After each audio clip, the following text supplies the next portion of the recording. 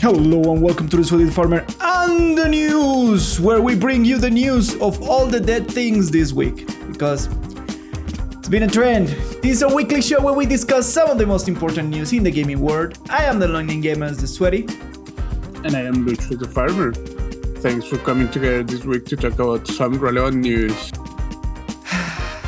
Should we open like an obituary or something like that for games? An obituary of games. It's always bound to happen. Yeah, we need a game obituary. Anyways, on the docket we have Valve ends artifact development, makes the entire game for free.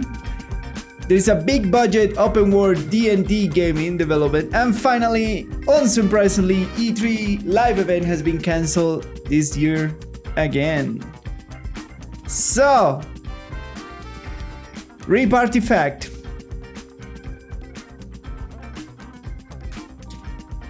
The game is dead, officially, as well as Anthem. You'll have to elaborate on what all that means. I have no freaking idea. All right, how long do you want me to elaborate? Basically, Artifact was a... Explain it so that people know what the fuck you're talking about. Basically, if you haven't heard of Artifact, it was a card-based game like Hearthstone or Magic or whatever others there is, based on the Dota universe. And it was announced as the big comeback of Valve into games, and it was like, oh, they're doing this complex card game with these developers who have experience on the card game scene and genre and all this sort of stuff and a lot of things, and the game was just plain bad from the beginning. Didn't get enough audience, and on top of that, as the years passed, it didn't get a lot of support and fixes and that sort of stuff, and Valve kind of let him be. And finally, after their numbers have been dwindling or non-existent on the game because they didn't correct like big problems with balance and didn't bring content fast enough, and that like all sorts of problems, they say, all right, we're gonna stop development for Artifact, whatever that means. I think they were doing something similar to Anthem when they were planning to overhaul the game and change some fundamentals on it, and this week they say nope, we're just gonna leave it be and make it free, because that was one of the first problems of Artifact, that it charged you $30 for access to a game. Well, while their competition didn't charge you anything. I'm talking about Hearthstone and the one from Riot, and Magic Arena doesn't charge you anything. So it came into the competition, like into the market, saying, oh yeah, we're gonna charge you $30 because this game is worth it and blah blah blah, but it didn't work. Clearly didn't help to grow their player base, and they're gonna leave it as B, and the game is gonna be free, and they're gonna leave some servers running. So yeah, that's Artifact. Yeah, I mean, you have to cut your losses at some point. At some point you have to cut your losses. But what do you think about all these like overhaul projects that don't go anywhere, and they overpromise the community? That what is the lesson here for the industry and for you as a consumer? Don't believe anything. Don't believe in anything. It's not that, just when they promise that they're gonna fix things, it's not out of like a malicious intent. They probably really believe that they could do it. You cannot fix everything. You have to cut your losses at some point. Yeah, fair enough. So it's just that that's what life is. You have to make decisions and let things go, even if people are not gonna like it, because of course a lot of people is like but like by supporting something that is not making enough money to be profitable, you're putting in danger a lot of people jobs. So yeah, the question is, at what point is it worth it to revamp a problematic game or not, because we have seen we have seen like examples of success with like we have No Man's Sky and we have Final Fantasy 14 that were games that launch broken and then they become huge successes. So that is the question, right? Yeah, but that question doesn't have an answer. It does not have an answer. We of course wish that the question of that, the answer of that question will be more times yes, is it worth to revamp a game? But nah.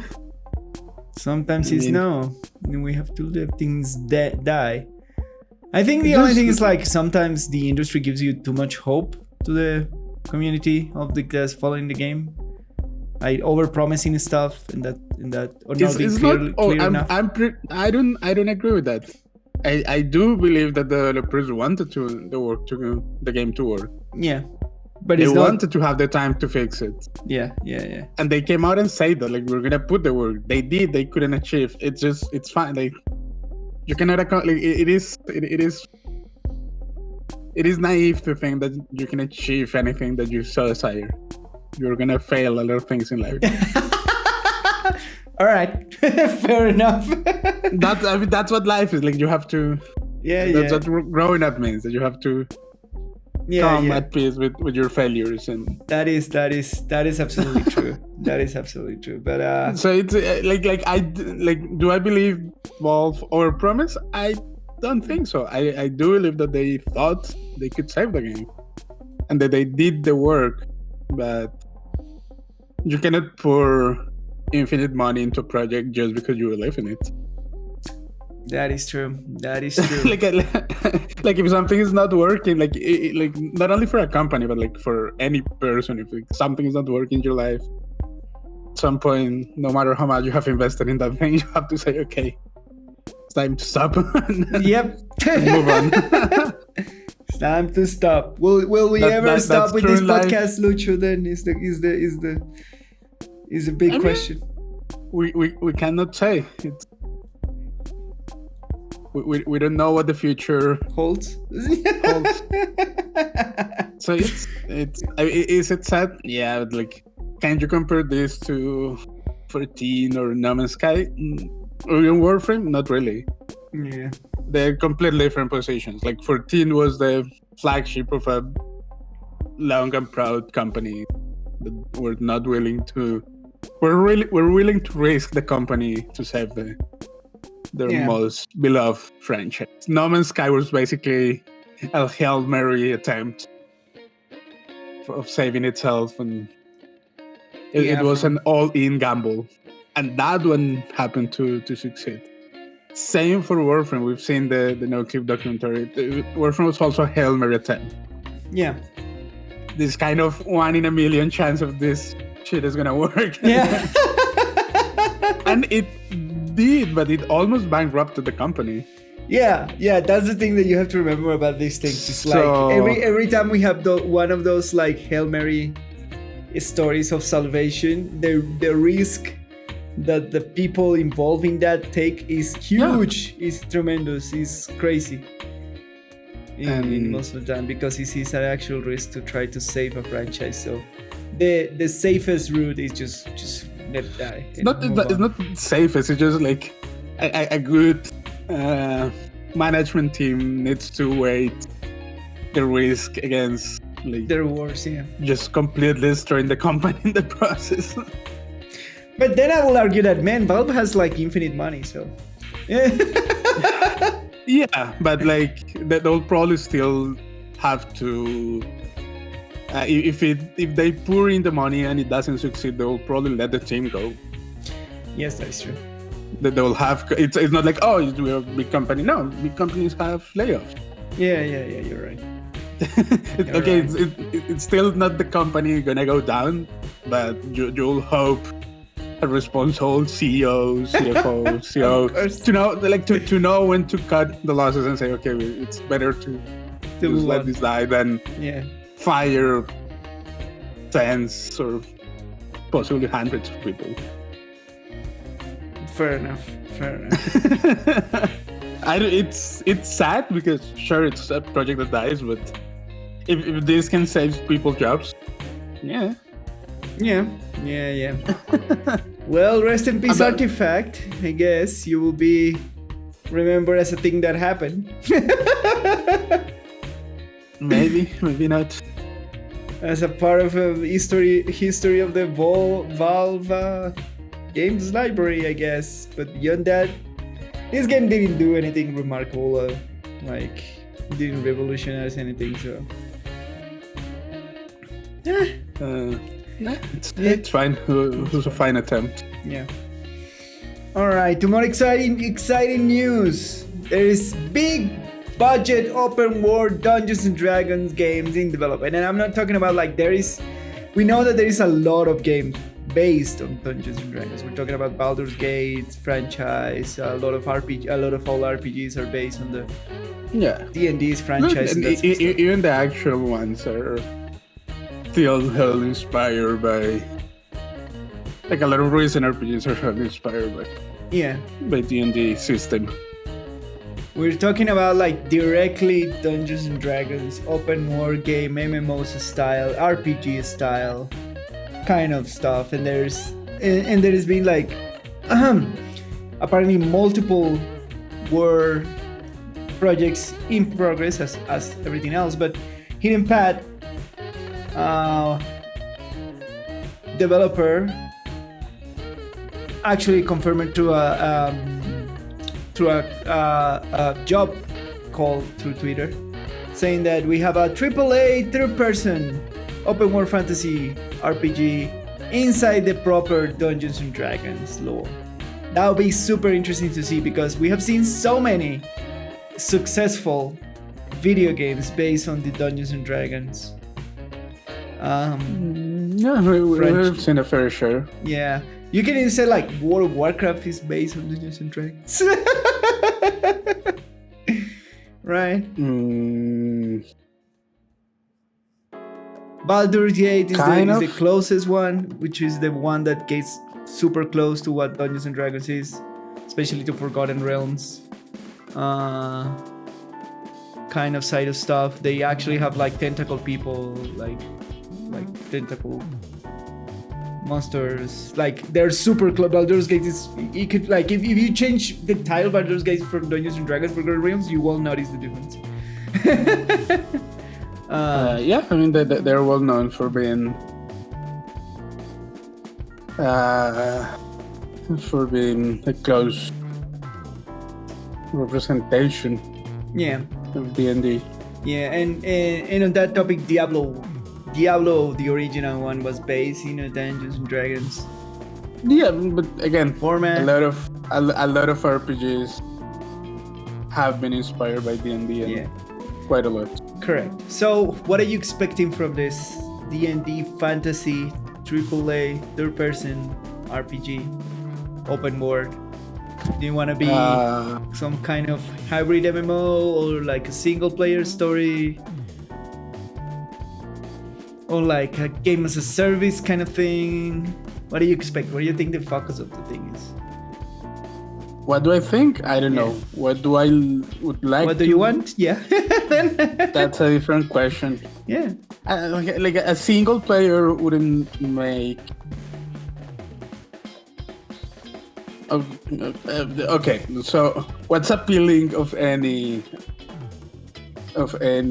tabletop RPG? Playing with your friends, basically. It's a narrative, like it's a narrative project made in collaboration with people. Yep. So I don't believe any kind of single player experience would be able to capture that magic, if you so desire to say. It could, like, it's an interesting way of like single player allows you to tell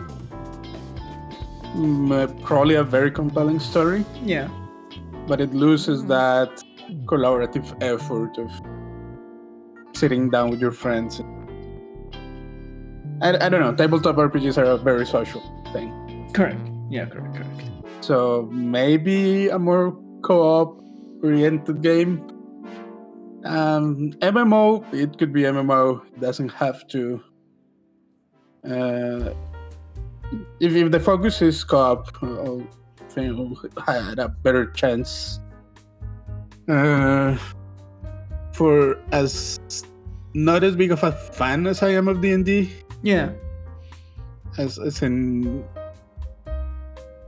it's not that I'm not a fan of its universe. It's just I'm not a fan of the game itself, which are different things. Fair enough. To be fair, because the D&D universe has its charm. Yeah, correct. Yeah. So I know something co-op, heavily co-op. But you expect, like, in terms of mechanics, would you expect something like Pillars of Eternity, which you still have like actual turns? Probably. Or do you expect not. something more action, like the dynamic? Probably more. If it is AAA, they're aiming for the big masses, and turn-based games are a niche. That is true. Absolutely true. Yeah. So if they're going for the AAA market, it's definitely action-oriented. Or that'll be my guess. It will be very risky to put AAA money into a turn-based game nowadays. Yeah, I wonder if we're gonna have, like, I don't know, more based on MMO when you have like actual roles like tank and DPS and that sort of stuff, which D&D kind of is possible doing it in their class system naturally. You can have like barbarians and paladins as tanks and that sort of stuff. Like, it's super easy to translate it to a Trinity-like system. But it will be more interesting if it's just a free-form action RPG, right? Full of dungeons and kind of more closer to Diablo, but third person. Yeah, I think. You know what kind of thing could work? Like a tactical kind of gameplay, like the Division 2, but because the Division 2 gameplay is very tactical. Like, you have to. Correct. And the actual D&D is very. I move here. You have this many cover. Line of sight. Yeah, correct. So maybe that type of gameplay that I don't know how to translate to this fantasy setting. Yeah, it's weird because kind of feeling. Yeah, it would be super interesting because one of the advantages that has Division is that they don't have proper melee combat in the Division. Not really. You can be super close, but you are always encouraging the Division to take cover. Yeah, so it encourages a lot of like thinking about your environment, that tactical feel. It's not super. It's very close to what like an actual D&D fight is, and it can capture some of that turn-based fighting that is. Yeah. So something that could capture that feeling could work, and it doesn't have to have like the well-defined role. Because that's also one of the things that D&D has. Even though you have like mythic classes and glass canonic classes, you can build in these mixed ways, and you can have multi-classing also. Correct. So what do you think will be like the unique part of this game? Where you hope it will be the unique brand, so that this game is not like, it's just any other Diablo RPG? with Dungeons and Dragons title, or it's just Baldur's Gate with a Dungeons and Dragons title. Right?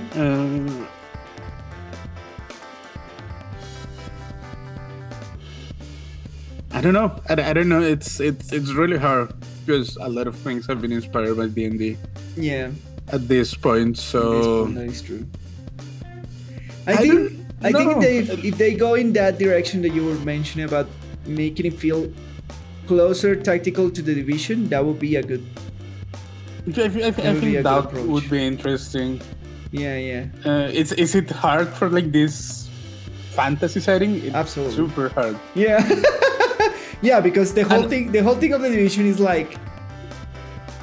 The Division is such a tight gameplay, tactically speaking, because the level design of the Division is super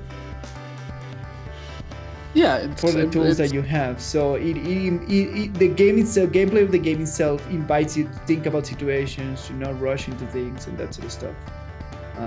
So yeah, they will have to have focus, and that will be interesting. Like, that will be super interesting to them to have focus on the dungeon creation as a level design point of starting the construction of this game. That will be super interesting, because on parallel on the Dungeons and Dragons game, in tabletop, it is very particular for Dungeons and Dragons to have interesting map layouts.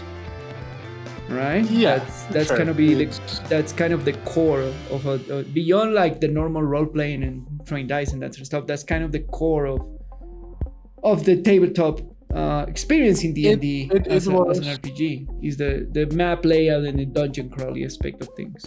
It was at some point that they have moved away a little bit from that. Yeah. They have like, I remember third edition was very layout based. Hands and 10 feet apart. You have to rule it, because if not, the world will explode. Yeah, I know.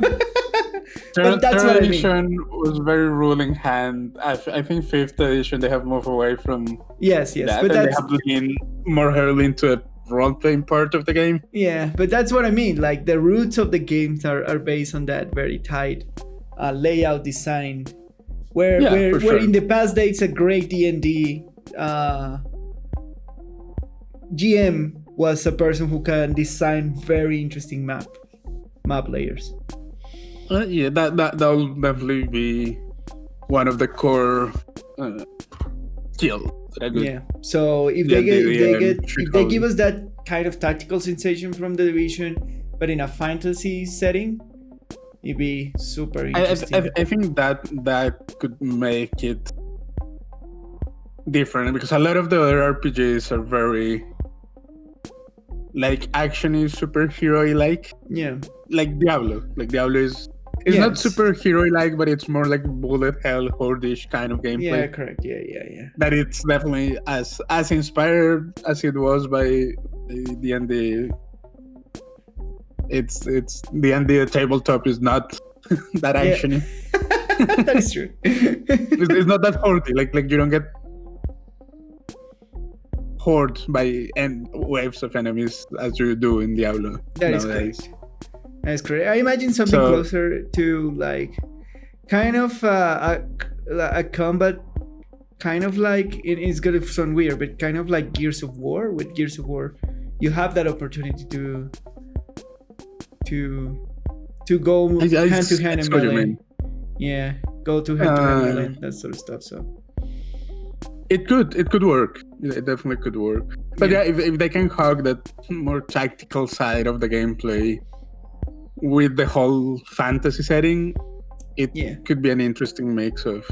Will greatly benefit. Probably we won't see any of this till. No, it's still they just put out the job listing, so till 2025 at least, something like that. Hopefully D&D still will be as famous as it is now. Yeah, let's see what will happen. Very, very exciting news. Anyways, to actually have a big project for the original franchise that spawned it all. Right? It's always interesting. All right, and finally, unsurprisingly, E3 live event for this year got canceled, as last year got canceled.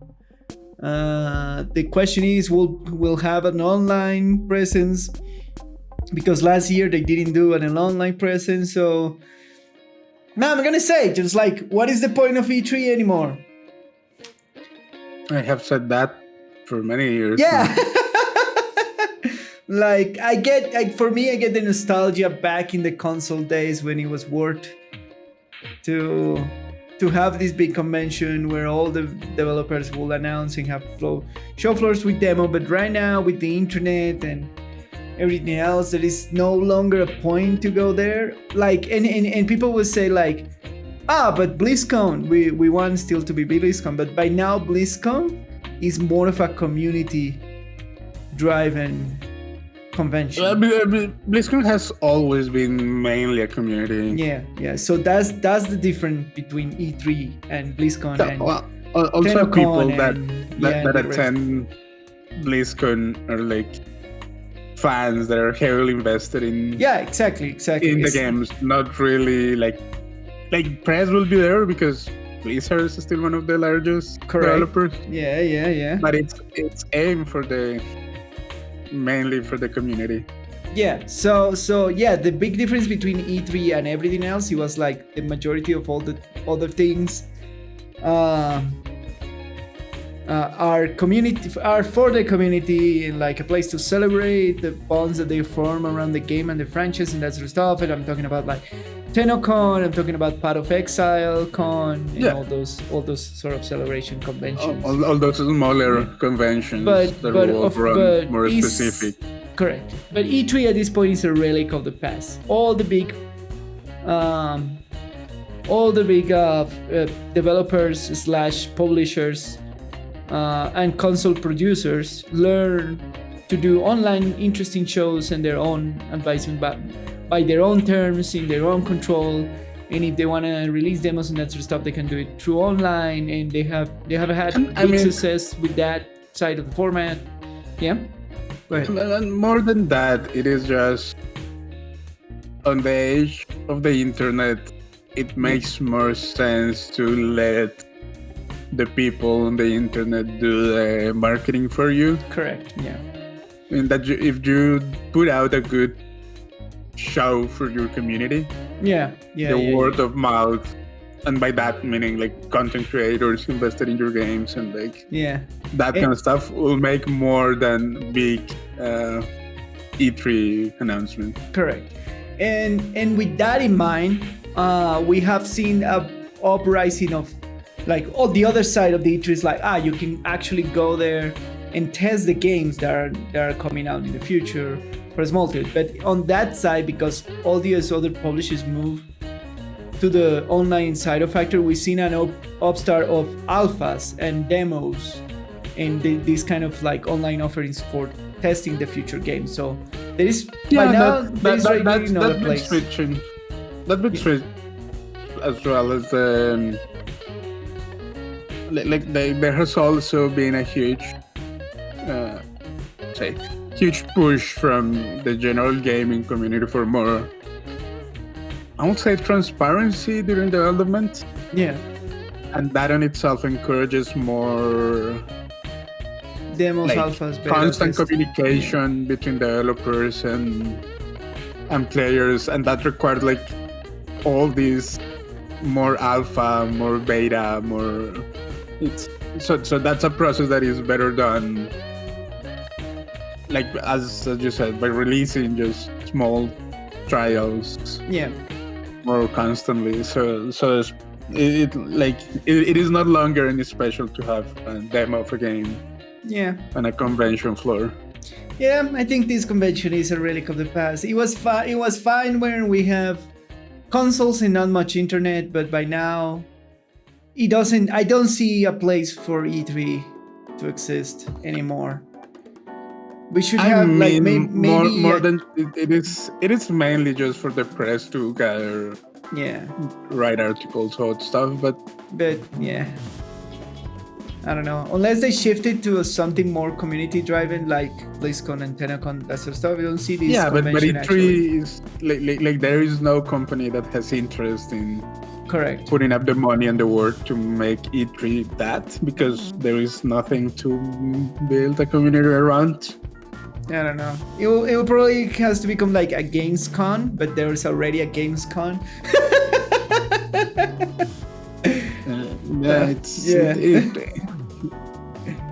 So I don't know.